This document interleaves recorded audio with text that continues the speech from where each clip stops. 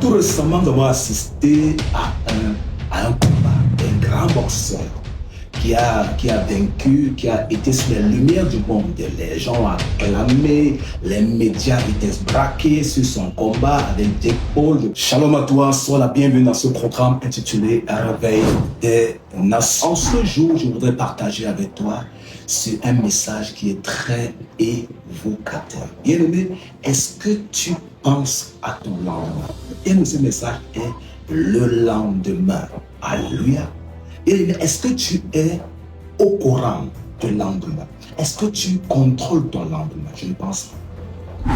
Tout récemment, nous avons assisté à un combat d'un grand boxeur qui a vaincu, qui a été sur les lumières du monde. Les gens ont acclamé, les médias étaient braqués sur son combat avec Jake Paul. Je parle ici du grand boxeur Anthony Joshua. Les gens étaient braqués sur son combat avec Jake Paul.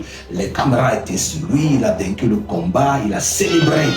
Mais quelques jours après, quelque chose d'étrange s'est passé.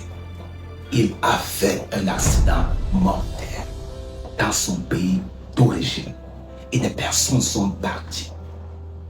En quelques jours, les gens sont partis. Est-ce que ces personnes qui sont parties se sont apprêtées? Iront-elles au paradis ou iront-elles en enfer?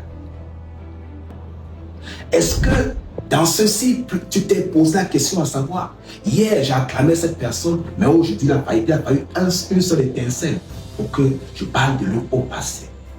Attention, bien-aimé, ta vie, tu peux un jour te réveiller un matin que tu es parti de ce monde sans pourtant réaliser comment. Dès ce jour, prends la mesure de la chose et ressaisis-toi et fais le ménage de ta vie en acceptant dans ta vie le Seigneur Jésus-Christ comme ton Seigneur et ton sauveur personnel et de suivre ses commandements jusqu'au bout. Le lendemain n'est pas sous ton contrôle. Le lendemain est sous le contrôle de Dieu et seul l'Éternel Yahweh connaît le lendemain. Alors dès ce jour, bien-aimé, réalise, comprends les réalités, comprends comment quelqu'un hier était sur les caméras du monde, aujourd'hui sa vie a failli, comme on dit, trépasser. Prends le temps et dis avec moi d'un cœur sincère en ce jour. Seigneur Jésus-Christ, je t'accepte dans mon cœur. J'accepte que tu sois le Seigneur et le Sauveur de ma vie dès maintenant. J'ai compris que ma vie n'a pas de sens sans toi. J'ai compris que les religions, les traditions ne peuvent pas me sauver.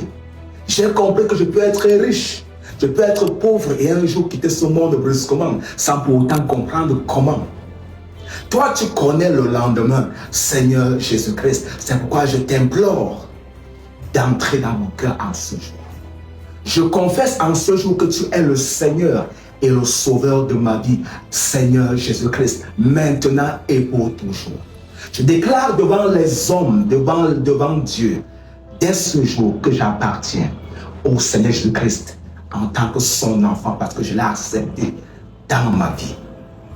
Si tu as fait cette prière de manière sincère, laisse-moi te dire que ton nom a été écrit au ciel et tu es compté en ce jour comme un fils de Dieu, comme une fille de Dieu. Alors approche-toi d'une église, obtiens ton baptême et suis les commandements de Dieu jusqu'au bout. La vie éternelle, Jean 14, verset 6, est en Jésus-Christ et nulle part ailleurs. Je réitère ceci, la vie éternelle est en Jésus-Christ et nulle part ailleurs. Si on t'a dit que tu pourrais être sauvé ailleurs, ça c'est qu'on t'a menti. Les marabouts ne peuvent pas te sauver. Les charlatans ne peuvent pas te sauver. La tradition ne peut pas te sauver. Seule une personne a le pouvoir de te sauver. Il s'appelle Jésus-Christ. Et ce jour, tu l'as accepté. Suis ses commandements. Appelle-nous pour nous dire ce que Dieu a fait dans ta vie.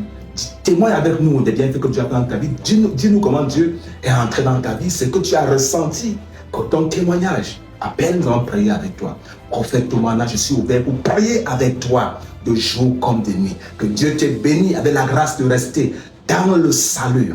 Que Dieu t'accorde la grâce de partager également ce message avec plusieurs personnes afin qu'ils se ressaisissent, afin qu'ils acceptent dans leur cœur le Seigneur Jésus-Christ en tant que leur Seigneur et leur Sauveur, maintenant et pour toujours. Amen.